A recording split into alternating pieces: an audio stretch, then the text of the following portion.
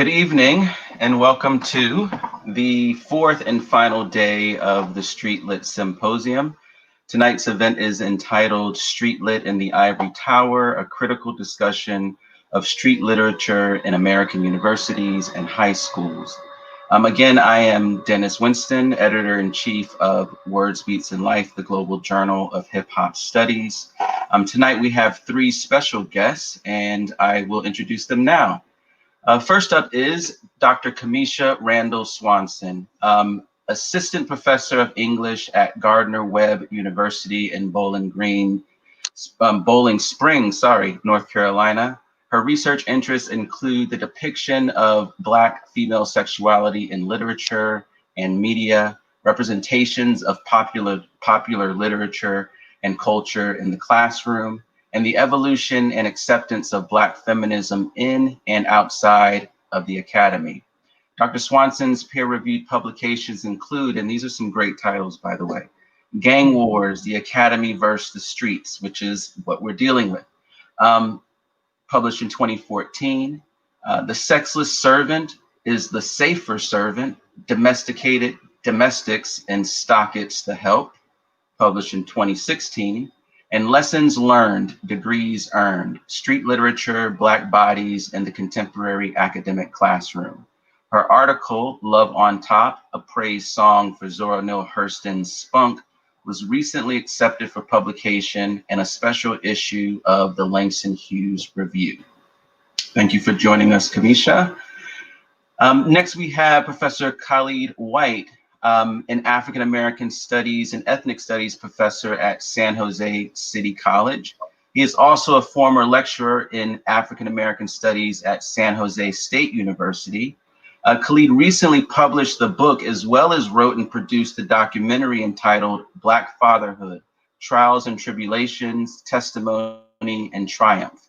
He is the owner of Black Empowerment, LLC, an independent multimedia company.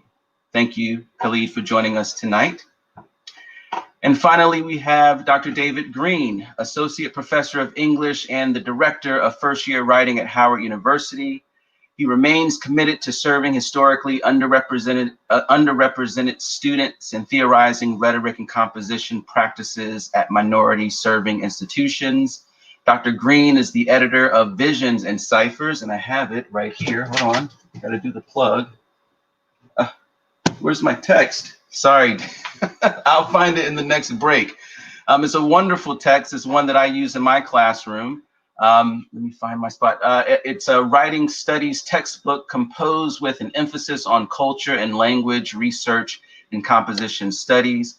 Additionally, he has published several articles on race, writing, assessment, and critical language use in such journals as College English, Understanding and Dismantling Privilege, Changing English and Composition Studies. He serves as program chair for the 2018 Teaching Composition and Rhetoric at HBCUs Symposium and is an advocate for rhetoric and composition research at HBCUs. His research interests includes hip hop, African American rhetoric, writing assessment, writing program administration, critical pedagogy, and emancipatory composition studies. We've got a lot going on. He is currently the secretary of the Conference of College Communications and College Composition and Communications, the 4 Cs, and serves on the board for the NCTE 4 Cs affiliated Black Caucus. Welcome, everyone. How are you all doing tonight? To get started, let's hear, how are you guys dealing with the pandemic, just in terms of like self-care? You know, we're talking about street literature, we're talking about hip hop, and quite often the work that we do is really heavy. And, you know, the content is, you know, it's not just in the books and what we're teaching in the classroom, it's on television every single night. So I'm sure that we have to find inventive ways to care for ourselves. For me, you can see in the back, I've got my guitar and there's a little guitar neck that's a ukulele. I've been picking that up again. I played it about 20 years ago and then I went to grad school and didn't pick it up. And I got back into it at the beginning of the pandemic. And then I started teaching again, and then it was just all over. So I'm hoping, you know, through winter break, I can come back to the guitar and ukulele. But it's been very therapeutic. I've been playing a lot of Bob Marley. So that's what I've been doing. I haven't been cooking or baking any breads or anything like that. But that's what I've been doing. What have you guys been up to? Kemeshia? Well, sure, yeah. So I have been baking a little bit, actually baking cupcakes. But also I picked up painting. So I used to paint a little bit in high school, but it was mostly for a project that I was required to do. But during this pandemic, I joined actually a couple of the live paint sessions and jammed out to that, and it made me feel refreshed. So I started painting on my own. That's one of the things that I've continued to do, and actually even made a couple of bucks painting a few people pictures. So I've done that. Also, I had to step away from social media for a little bit as well, and that was very much refreshing and helpful. Yeah. David? A little bit of everything, as you described. Anything that can be a form of relaxation. I picked up golf for a little bit. Wasn't very good at it, but I'm still plugging away. Also picked up, well, not picked up, but got a little bit into cooking. Been trying out some new dishes, trying to learn some new dishes, really learning about different flavors and how they go together. And probably the funniest one is probably coloring. I got a set of coloring books for coloring for the entire pandemic. I got one just of sneakers, one of hip hop figures, one just of flowers. I'm starting to see a theme. It seems like we're all going back to our childhood in some regard. Khalid. Yeah, for me, similar to what David and Kemeshia also just mentioned, I've been doing some different things in the kitchen. You know, trying to do more for me, plant-based. You know, plant-based foods, Okay. and in addition to that, really just taking inventory on my thinking, my eating, and my drinking. You know what I mean? So like, what's going in the body, and so also to echo Kemeshia, staying away from TV and social media in some cases, particularly around the times that we, you know, hearing and seeing and reading about the killing of Black people in America. I'm just, you know, it's tough not to hear it, tough not to see it, but I'm trying to stay away from continuing to see those images over and over and making sure I'm deliberately kind of dodging some of that stuff. That's part of my self-care routine. Absolutely. You know, I can imagine that needing to do that again, especially with the work that we do. You know, so much of it deals with those subject matter in such detail. So definitely needing to do a little bit of self-care. So I'll just, you know, start with a pretty broad question, which is just having you each, you know, speak about street literature or hip hop studies in the classroom. But more importantly, thinking about some of the highs and lows, right, and your experience with bringing hip hop into the classroom. I know, I mean, Kemeshia, your article really talks about this, you know, gang wars, right, the streets versus academia. Certainly there are these really triumphant moments when we bring these texts into the classroom, but certainly there has to be a bit of roadblocks, whether they're administrative roadblocks, whether they're even roadblocks in terms of what students expect to hear in the classroom. So if you guys could speak a little bit broadly to that. Kemeshia, what are your experiences broadly with street lit in the classroom? Sure. So I actually, I'm glad you mentioned hip hop specifically. Of course, I was going to veer towards that way because I'll be honest and say that I'm kind of a newbie. I wouldn't call myself necessarily a street lit scholar, although I do study and enjoy it. But I have, of course, I talk about in my article, growing up listening to hip hop, and that was kind of my literature because my family wasn't big on reading, so I didn't read a whole lot of literature as a child. But in introducing it to my students, I have learned that some of them really appreciate it, but at the same time, there are students who, actually in my first year of teaching at the institution where I currently am, I had one student who complained that there were too many, broadly, he said specifically, Black people on the syllabus. He wasn't prepared in his American literature course to have to study these types of texts. And some of it was related to hip hop studies and street lit, but some of it was just I've had some lows, but also I've had some very great moments. I've had at least 2 or 3 of our English majors who were so interested in the hip hop course or the African American literature course that I taught that they actually wrote their thesis on these particular texts, and we've developed friendships and relationships as a result. But there are still topics, specifically this idea of sexuality, that they tend to kind of shy away from. Ooh, that was a little too frank. I wasn't expect to hear those particular words. But students have been more receptive as of late. So I've had some. Yeah, I mean, I totally agree. I mean, even the portion about students, you know, why are we reading about all of these Black people? Or why are we reading about these experiences? And it seems like this is really the work that we've been doing, is trying to, I don't want to say validate these voices, but center these voices, to say that these experiences are in fact universal experiences, and to center these kinds of voices is really important. And then of course the kinds of the profanity. I always put a disclaimer at the end of my, or at some point in my syllabus, to say, warning, you know, you will be hearing some profanity. So brace yourself. I'm always surprised because students, like, come on.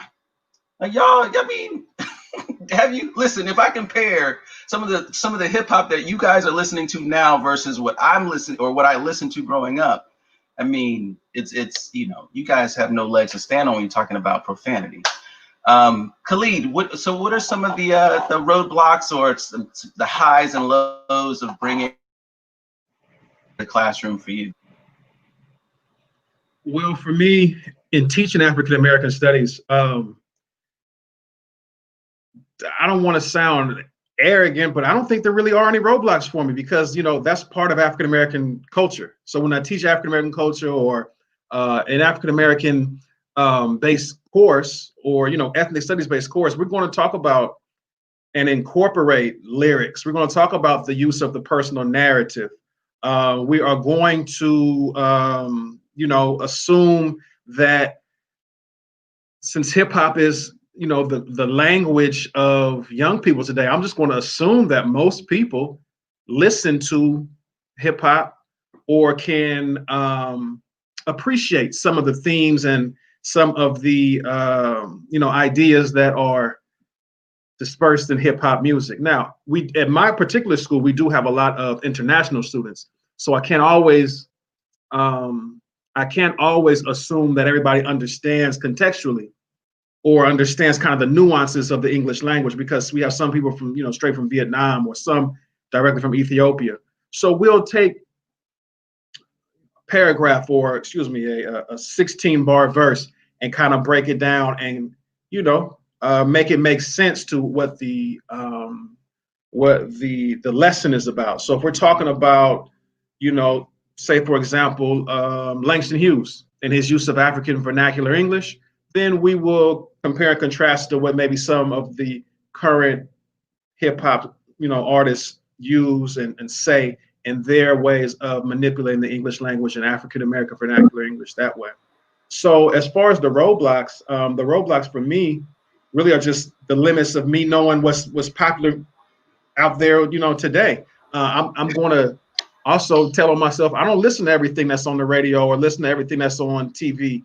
It's just it doesn't do it for me, you know, in the same way that it might have done it for me when I was 21 or 22. So it's, my era is kind of past a little bit in terms of listening to hip hop on a consistent basis. But That's kind of where the limits are, just self-imposed limits, I guess I would say. Other than that, I think hip hop is a very much needed medium to connect academic learning and also cultural learning with the African American Studies curriculum that I teach. So. I mean, that's a real statement. The sort of generational divide in the classroom, and the kind of material that we readily bring into the class. I tell my students all the time, I'm gonna, you might hear me reference Jay-Z as quick as you'll hear me reference Alice Walker in the classroom. I think I might. Okay, here we go. Sorry, we're in the middle of a thunderstorm in my area, so if I lose power, I apologize. But yeah, certainly the generational divide has been, a bit of a quagmire, I guess, in the classroom. I remember, David, you walked by my classroom one time, and I think I was playing "Bees in the Trap" by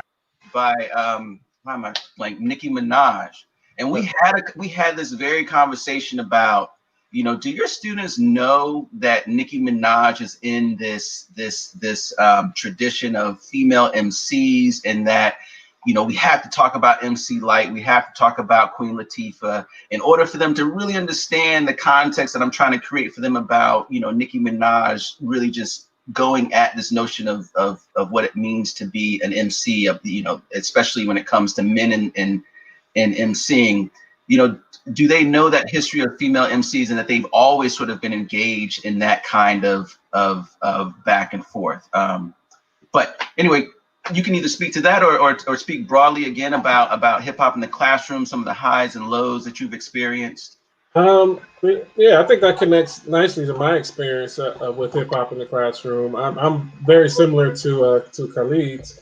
It is not much of an issue in the sense of people feeling restricted or not believing it to be a part of the curriculum or be a part of the classroom in particular ways. I think the way I frame it is closer to what you just described, though, and then that helps as well. It's a part of a continuum. And so when we talk about literature, specifically African-American literature, but also African-American expressive culture, American cultural practices, right? Hip hop is all up in there. And in many ways, it provides a kind of cultural model for how I move through the classroom.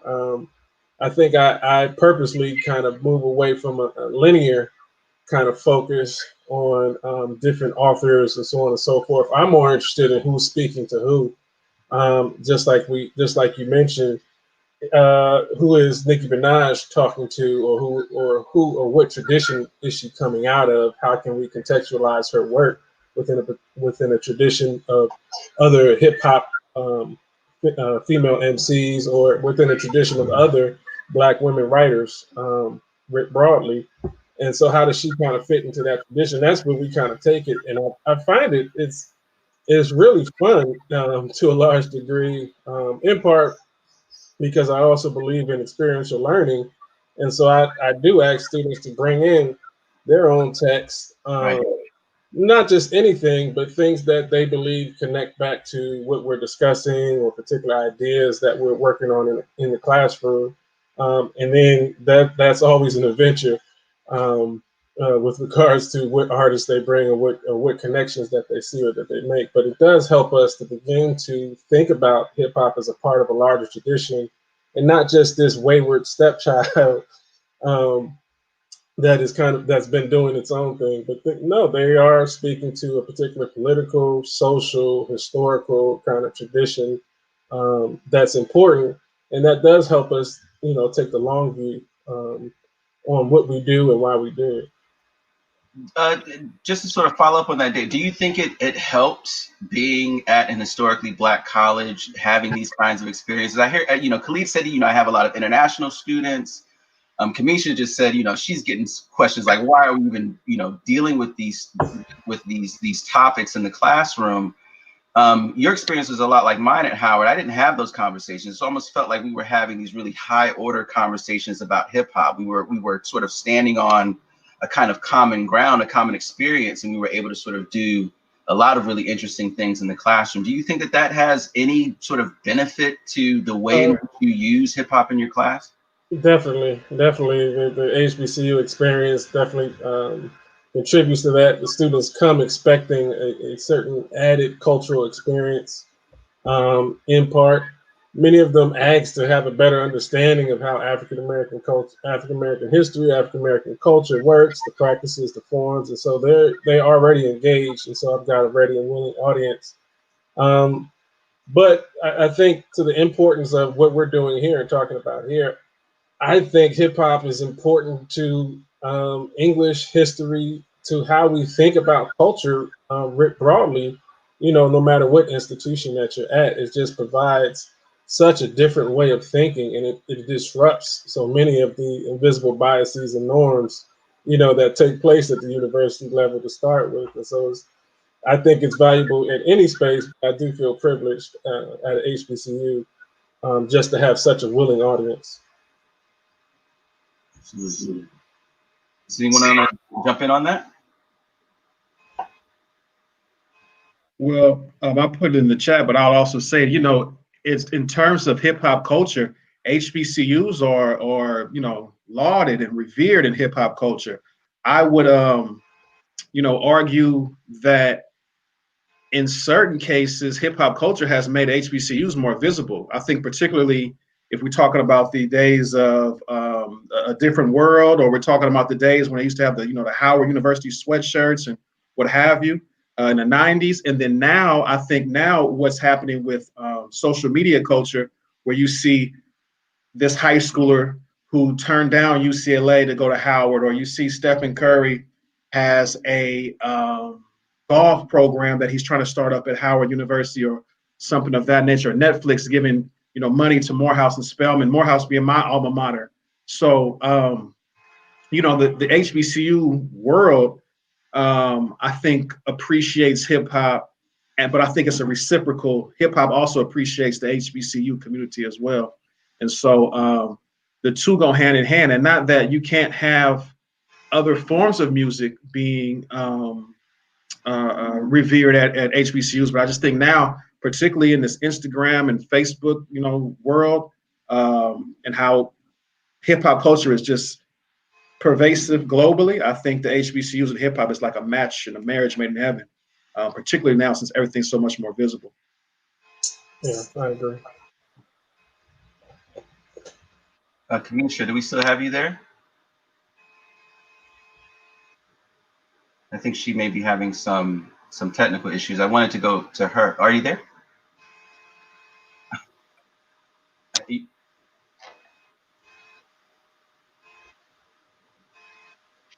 You're unmuted now. You can want to try. Can you hear us?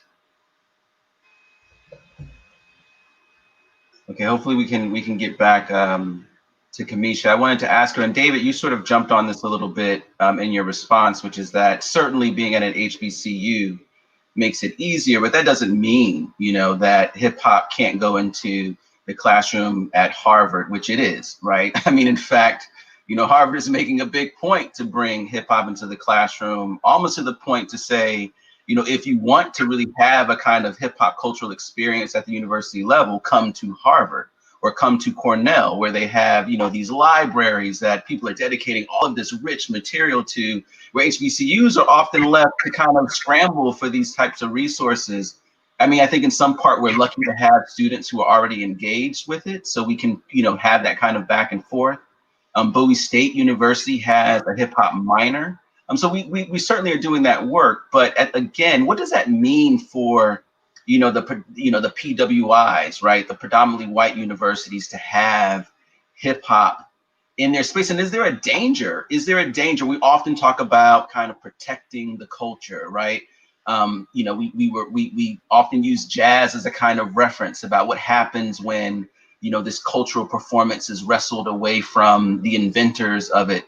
So I guess that's a two-part question. Why is it important for us to have hip hop cultural studies at predominantly white universities? And what kinds of dangers, I don't know if that's the right word, but I'm sure you get my point, you know, might you know, the culture sort of confront or be confronted with?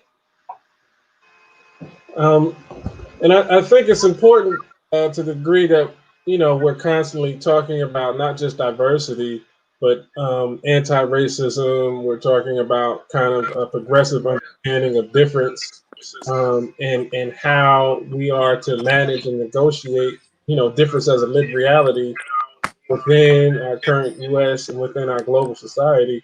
I think hip hop becomes, vitally important to that degree, in part because hip hop has provided models for how we manage, difference. So how do we, coalesce, and how do we work together to think differently about people whose experiences are not, similar to ours, or who's different from ours? How do we work together to think very deeply about that? Hip hop provides those models, and it becomes, almost essential to current or recent conversations around diversity, around ethnic studies, around African American studies.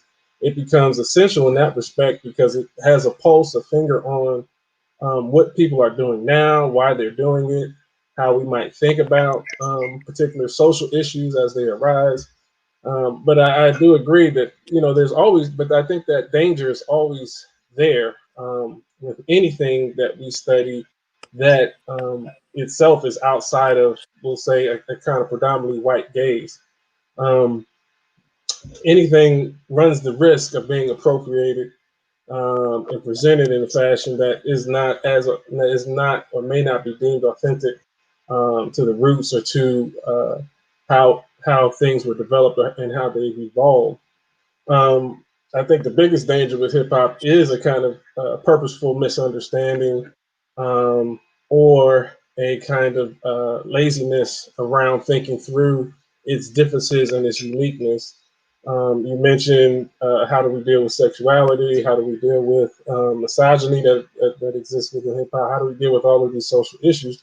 They arise in literature in general, and I think what we need is folks who do stop and take this work seriously to a degree, and not just as a kind of passive fad, but as a type of work that demands a particular understanding and allows us to engage in particular conversations with our students, even uncomfortable, difficult, dangerous conversations. I think those are the most productive conversations, sometimes are the dangerous ones. Right. Hip hop was hot, right? But now it's like, especially we're talking about anti-racism, we're talking about diversity, inclusion. It becomes an even more valuable resource in the classroom to create a space of common ground to have these kinds of conversations. Anyone else wants to jump in on this? Sure. I was having technical difficulties earlier. Hopefully, I'm here and won't have any more issues now. But You're good now. Thank you. But yes, I was saying earlier, I definitely agree with the aspect about the HBCUs and how HBCUs and hip hop kind of go hand in hand. Actually, one of my classmates was talking about our homecoming last year and how it just felt amazing to be able to walk on the grounds and talk to politicians and professors and all of these academics and professional people, but also hear Boosie and Webby blaring in the background. And that just felt like home. That was a space where we knew that we could be smart and knowledgeable, but that also we could be in one with the culture, because that's being smart and knowledgeable also. I mentioned earlier that I kind of grew up listening to hip hop, and that was my literature because I didn't grow up in a home where we read a lot.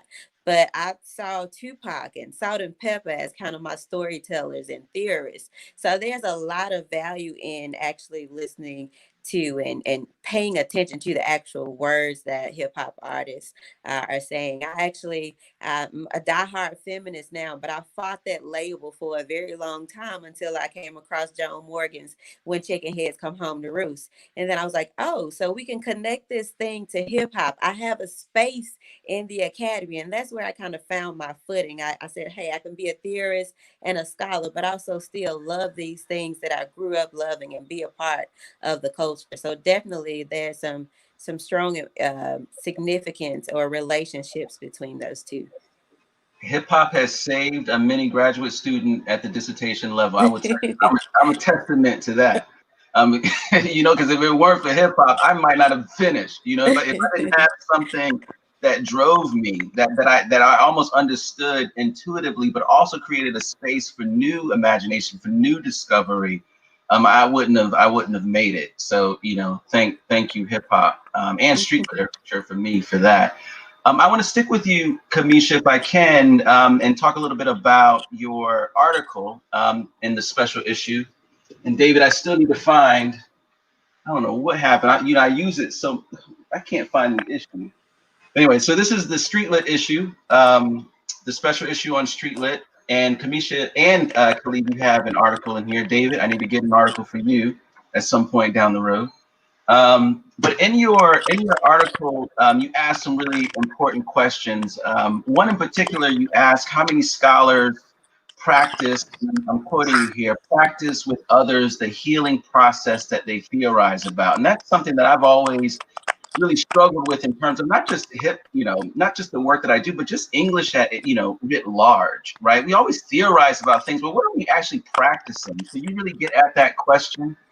You ask how many scholars, teachers encourage their people to write about and speak the language of their hoods. David, I'm sure that this speaks to a lot of what you've sort of archived in Visions and Ciphers. But Kemeshia, can you elaborate on what you mean by this healing process that scholars theorize about, and how does street literature help you get to that kind of work? Sure, definitely. So I kind of started speaking to it earlier when I talked about Joan Morgan and how reading this text helped me to identify and be able to claim and take ownership of feminism, because I wasn't heavy on theory. I loved reading books once I actually began, but I didn't quite identify or think that the theory was related to me. I took a whole Black feminism class, and Joan Morgan's book was nearly the last text of the semester.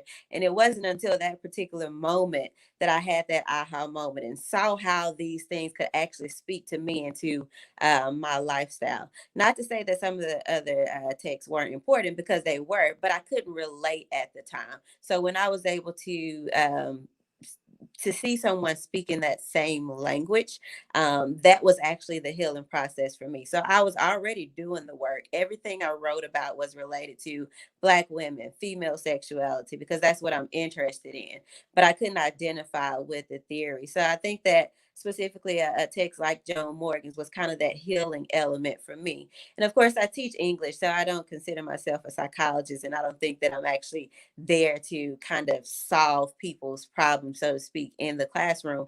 But in the opposite note, actually, I am. We talked about, again, how feminism, racism, all of those particular issues come up in the literature that we're discussing. So why are we discussing it if we don't want to perhaps affect some type of change? And we're dealing with students who may be experiencing some of those same events. So I think that when we're talking about these, like you said, tough or kind of bold and powerful topics, that in itself can be healing. Writing about these issues, even if you don't reflect upon your own experiences, but writing about the experiences that the characters have had, can also be part of the healing as well. So there's a book, Tamika Carey, I think it's Rhetorical Healing, where she talks about how Oprah and Tyler Perry and Elanya help these people heal with their stories and their books. And literature and our work in the classroom is basically being an Oprah and a Tyler Perry, so to speak. It feels like therapy. I mean, there's been many classes where I'm on the couch and my students are on the couch. We all on the couch. Yes. Therapy. So you certainly have to be your first patient. Mm-hmm. Anyone want to chime in on that? Sure. Yeah, Tamika's a good friend of mine as well, and I agree with you. And I also agree with you about Joan Morgan. She was instrumental to my own development as a graduate student, particularly in the ways that she grappled with some of the negative aspects of hip hop, but still acknowledged how important the positive aspects were for her identity. And then I came to, I think, Aisha Dorm's work a little bit later. But similarly, just the way some of these hip hop feminist scholars talk about the way hip hop works at a kind of experiential level, but then also how it works at a very critical and practical level. It's just been so very helpful.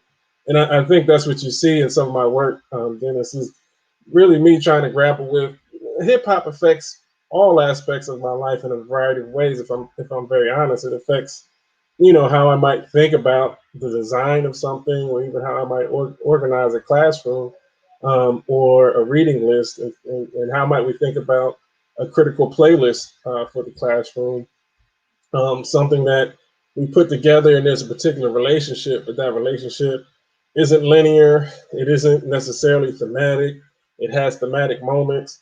How do we make sense of this kind of work for us? And what I find is, like, students are already kind of attuned to that type of thinking in a variety of ways.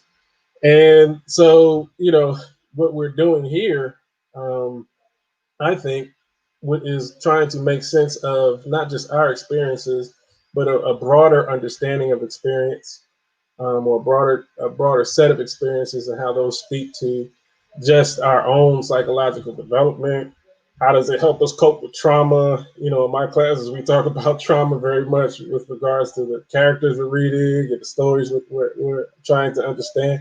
I don't know how you understand Native Son without a severe understanding of trauma, and how that affects people's psyches and their behaviors and their actions.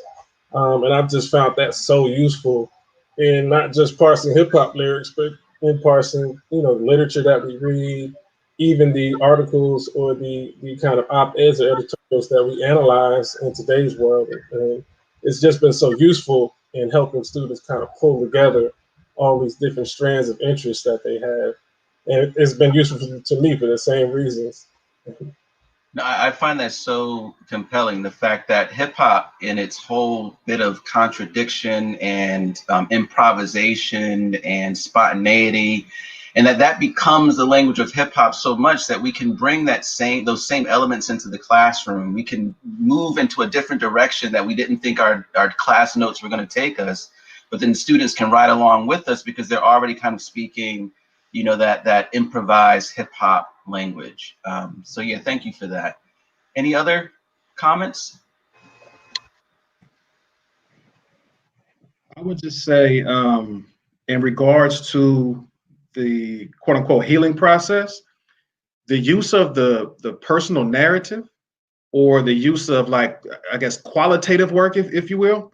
I'm able to tell my story or bring myself into the actual classroom is very healing. I think you can get a lot of people, you can get a lot of students who wouldn't normally maybe raise their hand and speak up. If you get them to put their story on paper and they feel comfortable enough in sharing with you the, beginning, middle, and end, or kind of, the climaxes and plot twists in their own life, I think that bringing their language to the classroom in that way becomes very healing, very therapeutic. I have, again, a number of international students that I have, a number of students, particularly in California, who are what they call dreamers, whose parents either crossed the border or they crossed the border, after a certain age. They weren't necessarily born in America. And so to get those types of, narratives and get those types of stories, and to have a student be able to express that and use their personal experience in the academic setting, I think it helps them to feel validated in the classroom, and it starts to help, or starts a healing process. In the same way, a lot of street lit and a lot of hip hop is personal narrative work, personal narrative stories. So I think that they all, again, kind of mesh and merge and go hand in hand. I'm getting texts from folks with questions on my phone, so this is a good reminder for folks out there who are listening. Please submit your questions via Facebook, however you're viewing this program, and we will get to them this is going by really fast, y'all. This is going by fast. Something about what you said, Khalid, that really struck out to me is that the work that we're doing it's real activist work. I mean, the fact that, something like me search, we've heard this term before, me search is something that's denigrated in the academy. But yet we're doing the kind of work that's centering, again, we're coming back to this phrase, centering these voices, telling our students that these experiences matter, that there are artists who dedicated time and energy to documenting these experiences, and that your voice is as valuable, and we need that voice as well. So one of the questions that I got through text and this is for the entire panel, can you tell us a little bit more about what you're each teaching and what you're working on? So we can start with Kemeshia. What are you teaching in your classroom and what are you working on? Gotcha. So right now I'm teaching, I teach at a teaching institution. So I'm teaching composition courses. I'm also teaching at a Southern Lit course. Next semester, I'm teaching the university's first general education African American Lit course. We've had African American Lit in the English major, but this will be the first Gen Ed course. So I'm really excited about that. Also teaching graduate courses, American Lit. What I'm working on is my own research, which is kind of hard to get to now since things have gotten back rolling with school, but I actually have my manuscript accepted for publication where I talk about Black female sexuality, and I compare actually what you all would consider and what we're talking about, kind of these popular urban or street lit texts to more what are now considered classic texts. So I compare the coders whenever to Their Eyes Are Watching God and talk about those similar relationships. So those are some of the things that I'm working on right now. Very nice. Congratulations on the publication acceptance. Thank you. Khalid, what are you teaching? What are you working on? Well, I teach a number of different courses. My subject matter primarily is African American studies, so it's African American culture, African American history. I'll be as of the fall of 2021 starting some new courses on African American cinema, the African American family, and African American male experience. So those are kind of the courses that I'm teaching at my community college. What I'm working on in addition to that is narrative work. I'm working on and writing another, co-writing another piece on a friend who is in the LGBTQ space, but African American. So looking at intersectionalities in that way and kind of filming their qualitative work, of their really just some interview work on, kind of the experiences they've had growing up in Oakland. And some research about, microaggressions and things of that sort is another thing that I'm working on in the wake of some of this police brutality and some of the things that we're seeing, across the, across the TV and, across the world right now. Sorry about that. No problem. David, I'm gonna have you answer that question sort of rooted in a question that I have specifically for you. So you'll be able to do them both at once. Let me see if I'm gonna post it in the chat. So I found it. So Visions and Ciphers. I want to ask you about this text. And the thing that I find interesting about this, and we've talked a little bit about it, is that it's titled Visions and Ciphers, right? So, that's a not so subtle allusion to the hip hop cipher, right? And then for those of you who don't know what the hip hop cipher is, it's typically kind of improvised, spontaneous rhyme sort of circle, almost a literal circle in some instances where people are just sort of rhyming back and forth. It's different than a battle, right? It's not a battle where people are kind of going back and forth at one another. It's really just about the style. It's really just about rhyming. So that's what a cipher is, but the text doesn't really it's not really heavy-handed in terms of its hip-hop sensibility. And it's what I like to call hip-hop adjacent, meaning that there's so much that we do in life that isn't necessarily hip-hop, but we can sort of look at it through a hip-hop lens. So the question that I have for you is, can you talk a little bit more about how your book brings a hip hop sensibility into the university classroom, the book itself in particular? I think you described it fairly well. I mean, that was the vision from the beginning. My understanding and my research work around hip hop is largely around looking at critical composing practices from hip hop and what they offer to a modern English studies or a modern view of English studies. And one of the things I think is the cipher provides a particularly fertile form for how we think and analyze and rethink some of the relationships that we espouse or talk to or show within the very literature that we discuss. As I said, I'm not a fan of particularly moving in a linear fashion through readings and so on and so forth. I'm always interested in what particular pairings offer.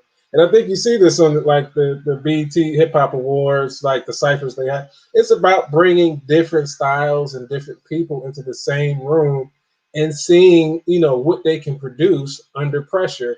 And the work itself is really trying to put a number of scholars that I've found useful, helpful to my own thinking about writing and about expression together in the same room and provide that for students so that, you know, when we talk about writing being a conversation, and we talk to students about looking at the conversation, I want us to be able to really put that in context and to show them, you know, the different ways that people may get at a similar topic, or the different ways that people may think or theorize, you know, what writing is, or what writing can be, especially in the university setting. And as you know, there's a number of authors that talk about the writing in just different ways. And so that was the idea behind it. And then we wanted it to be fun and a little funky, as you can see from the cover and the design and even just the layout of some of the pages and so on and so forth. So that so that was the goal. And then I think that thinking just bleeds over into my teaching writ large. This semester, I'm teaching an African American Literary Foundations course. That's been going particularly well. And what we've been doing is similar to what I described, is just viewing what are the different ciphers that are at play, and how that will help us understand, you know, the African American writing tradition writ large. And so while we may look at the Langston Hughes, George Schuyler debate, we're also bringing, you know, J. Cole and No Name into that. And we're also bringing in a number of different artists and really looking at how people talk to each other, talk past each other, talk to a variety of large communities just through the different works that they use. And then what are the common themes, you know, that we can pull from that help us better understand the African American writing tradition then and now. And I think to me, that's like the beauty of hip hop and how it works. I borrow a little bit from my man Adam Banks when he talks about the mix and rememory and just how DJs get down. I think, you know, not to say that I'm some kind of literary DJ, but I like to think that the types of conversations that we can elicit produce a similar kind of energy around these texts, and I hope it's working. So far, it seems to be. Students seem to be excited, seem to be working in that realm. My own research, as I mentioned, the larger book project is looking at critical hip hop composing practices and what we can learn from them in terms of English studies writ large, how we can maybe rethink what we define as literature. As everybody said here, I think literature is much more than novels and short stories and collections of poetry. But now we have to include hip hop videos. We have to videos in general, but we have to include all types of medium, you know, Twitter and tweets flow into that as well. All of this becomes a kind of useful foundation and useful resource for us to think very critically about how people use language, what our culture is saying to us about particular ideas around race, around gender, so on and so forth. And it's become just I think, for how we are going to move forward in a way that is exciting and digestible for students, it requires a very rich rethinking of all of the tools that we have at our disposal. And then I'm also working on a book collection around anti-racist teaching in the modern freedom struggle with Madiba Pettis at Medgar Evers University and Jamal Cooks at Shabbat College. And so that's the extent of my teaching and research, trying to answer both questions. Tell me how I did. Great. You actually dropped a few gems on us. You know, producing under pressure. right? Mimicking that cipher. It gets me thinking about Ta-Nehisi Coates' article in The Atlantic, Acting French, I believe is the title, where he talks about not having grown up in a culture of academic achievement initially, but then towards the middle of the essay, he makes this shift where he realizes that he sort of has kind of been engaged in a culture of academic achievement if he thinks about the specific way in which he sort of engages knowledge building. And that's certainly what the MC is doing, right? He's producing knowledge under immense pressure. Our students are often under those same kinds of conditions producing knowledge, and this becomes a space to celebrate that. Another thing I might have to steal from you, the literary DJ. I mean, isn't that what we're doing? We're mixing, we're blending, we're sampling, we're doing all of these sort of things in the classroom, and certainly our students benefit from that. And then the last thing I heard you say that I really want to acknowledge again is just text technology.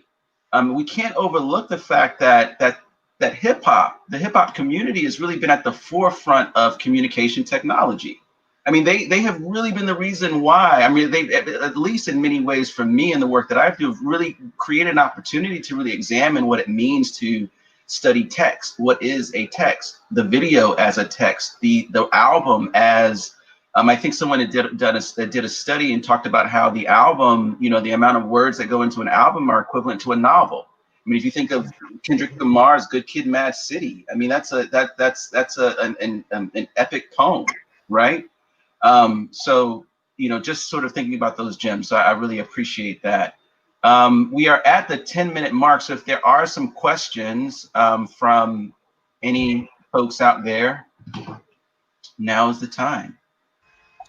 Okay, so here's one. How, if at all, are your courses connected to the communities that surround your universities? Great question. I can start. I think, you know, to the degree that I would feel satisfied, it's not as connected as I'd like it to be. I think there are a number of possibilities. It really is a matter of just time and just space and opportunity. But I've been conceptualizing, you know, what would a hip hop community classroom kind of look like? What would it look like to take some of our conversations and reimagine it for a general audience? I mean, we talk about politics, we talk about trauma, we talk about sexuality in a number of ways that I think are important for the community. But I think just time and constraint has held me back to that degree. But I think these things are relevant to a number of different communities, especially those in DC. And I think I know, and I've had these conversations with people in restaurants and people at different spaces and different events. Is really just a matter of, well, how do we reimagine, you know, what we do, not just for an academic space? And I think that is a hip hop spirit too. I think that's probably the next step or the next level of my own research, but I think of where hip hop studies work needs to go as well.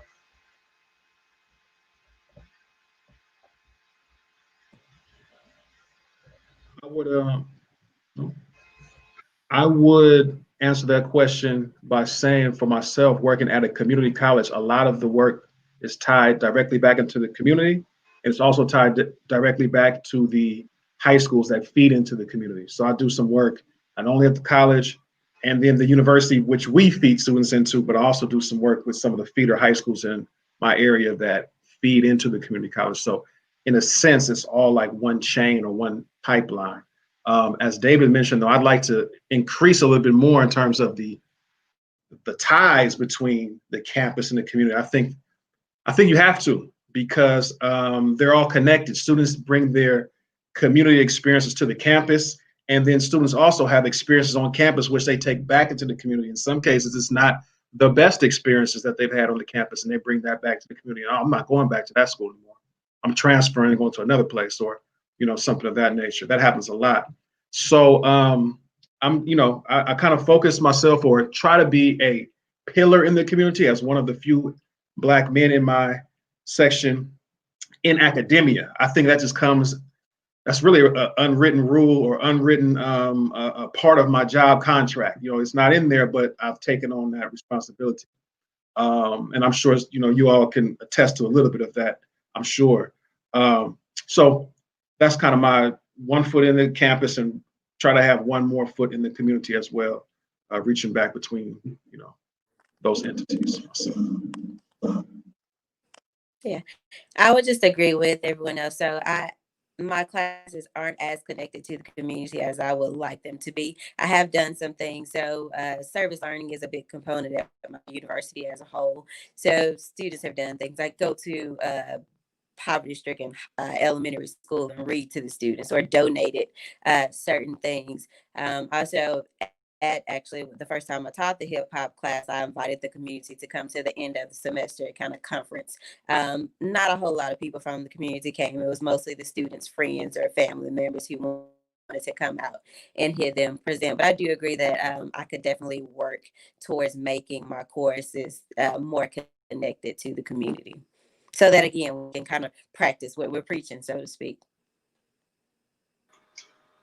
Yeah, and we can't overlook the fact that there is a bit of a kind of antagonistic relationship between, you know, hip hop community and hip hop and the academy, right? I mean, there's I think it was at Cornell where there's this infamous confrontation between KRS-One and other panelists and talking about, are you actually doing hip hop, right?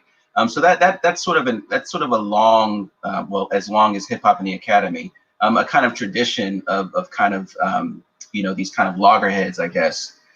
Another question: is part of the argument of the panel that rap music is a kind of street lit? If so, how?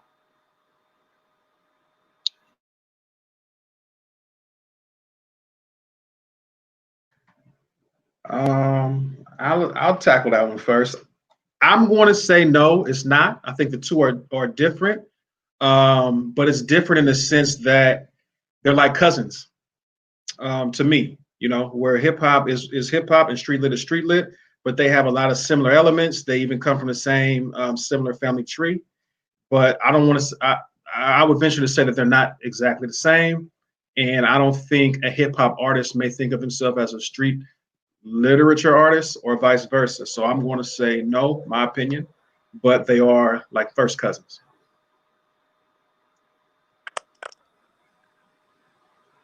I agree to a certain extent. So like you said, I agree that street artists, street lit artists or hip hop artists wouldn't consider themselves to be the other group, but we can definitely read them both the same.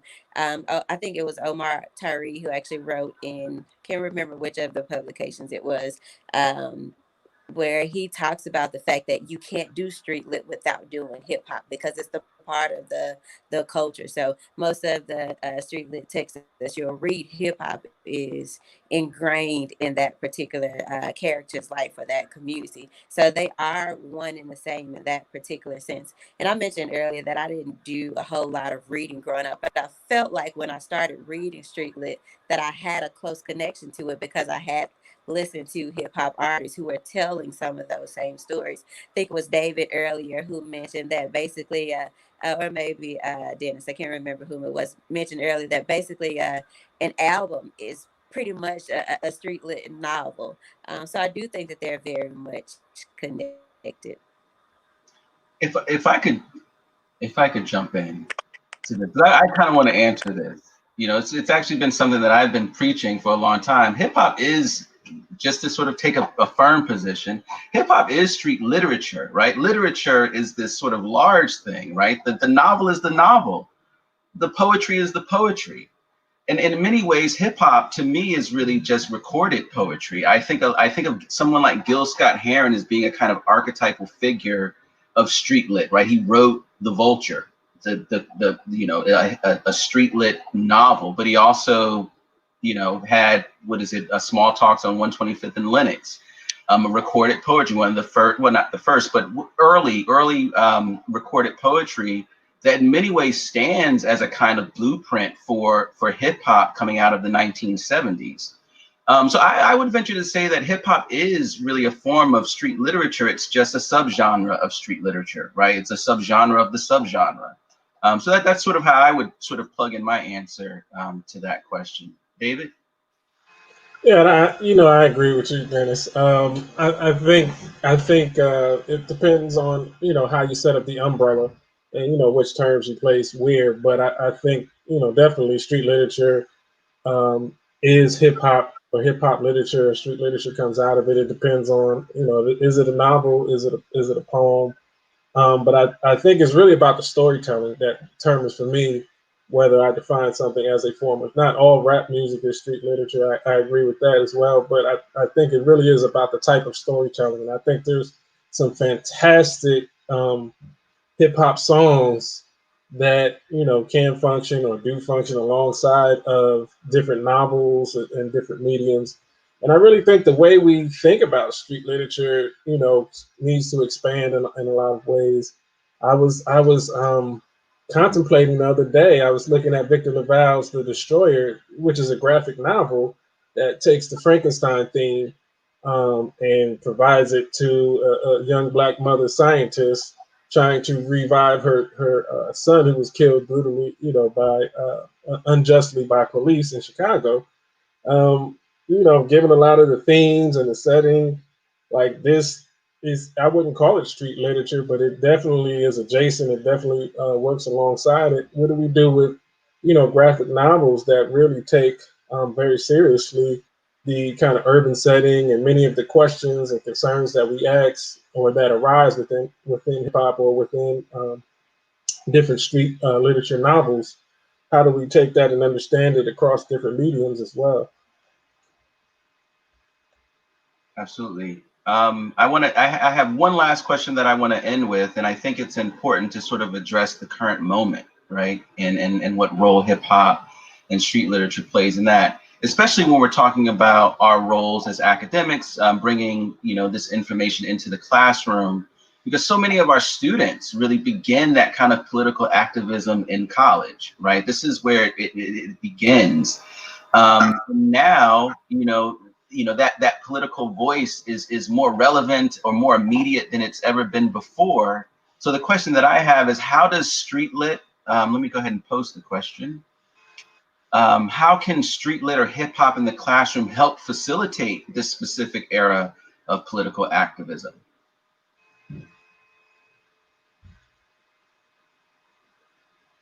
I think just by the way it points to a particular phenomenon, this stuff didn't occur in a vacuum, and people have been talking about police brutality, corrupt cops, targeting and profiling different. I mean, I can remember reading Coldest Winter Ever, back in undergrad, and I could just totally relate to that novel.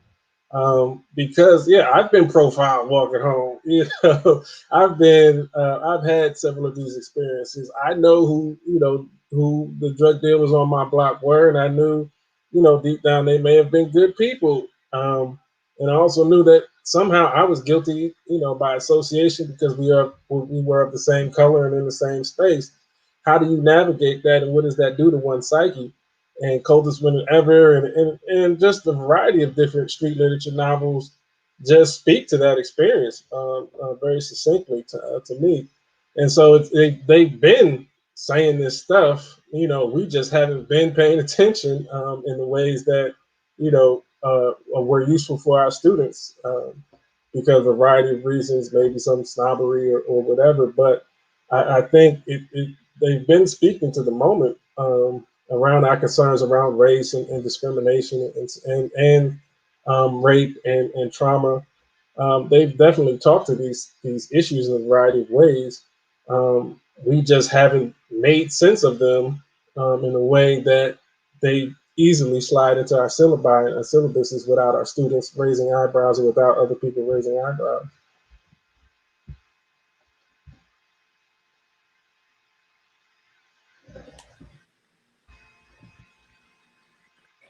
So yeah, definitely I agree with that. But also I think it's important to know that street lit, or now it's called urban lit in some cases, has evolved to kind of since the Sister Soldier era, and works like Angie Thomas's The Hate You Give, or Nick Stone's Dear Martin, Dear Justice. All of those works are speaking specifically to those issues that we're dealing with right now. And then you mentioned hip hop artist J. Cole, and then also people like Lil Baby are even joining in the conversation, where we're speaking directly to the moment. I'm actually teaching the African American Lit class next semester because after the George Floyd murder, the students kind of went to the president, went to the university, and demanded that they have a space to actually talk about these types of things. And we'll be reading works by Maya Angelou and Dr. King, but we'll also be looking at some hip hop artists and, like I said, Nick Stone and things along those lines. So definitely, I think that street lit or urban lit has evolved where it is, like you said, it has been speaking to these particular issues, but it's speaking definitely more now. So it gives us that space to kind of, like we mentioned earlier, to have these conversations and to kind of try to heal as it relates to the issues that we're experiencing now. Yeah, I was just trying to tell people I'm old. That was very. And let's not be fooled.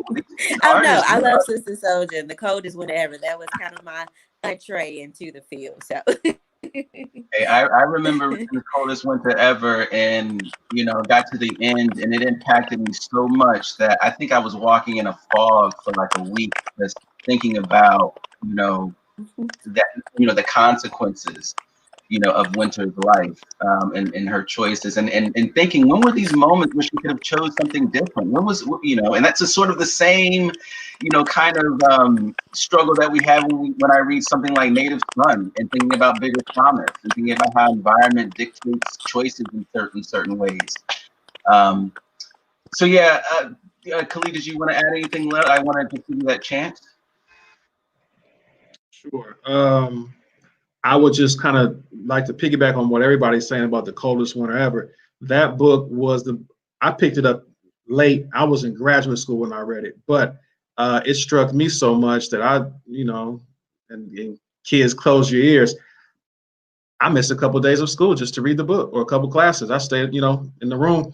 I was out in Boston and it was snowing. I figured, hey, this is a great time to miss some class and just read the book. And I dove headfirst into The Coldest Winter Ever. But that's one thing. I digress, and off of that topic. But to piggyback off of what Kemeshia was saying, I think that you'll see more hip hop and street lit be added to the classroom. So much more so now, in response to what we've seen with George Floyd, Breonna Taylor, et cetera, et cetera. I think you will hear a lot more of your mainstream hip hop artists and artists who have these large platforms continue to speak about these topics, because there's no way that you can really not be affected by them. And so, we're going to continue to see it and experience it more and more, where street lit will take on some of these topics, like Angie Thomas and The Hate You Give, or and in addition to that, you'll start seeing your favorite hip hop artists start taking on some of these topics in their lyrics. So I think it's going to continue to, as Kemeshia mentioned, evolve and evolve. This has been such a great panel. I mean, even on that last point, it's getting me thinking about how, in a lot, even as early as the 60s, Black politics could be sort of commercialized and packaged and sold, right? So there is a bit of that danger in hip hop as well. I mean, that's some of the criticism that Jay-Z and Beyonce often face. But again, that's probably another conversation for another panel on another day. I want to thank you all for taking part in this last panel discussion of the Streetlit Symposium. It's a fantastic discussion. This was recorded, so share this with your friends, and come back and be enlightened again. I know that I will. Thank you very much. Khalid White, Dr. David Green, Kemeshia Swanson, thank you so very much, and appreciate it. Good night. Thank you.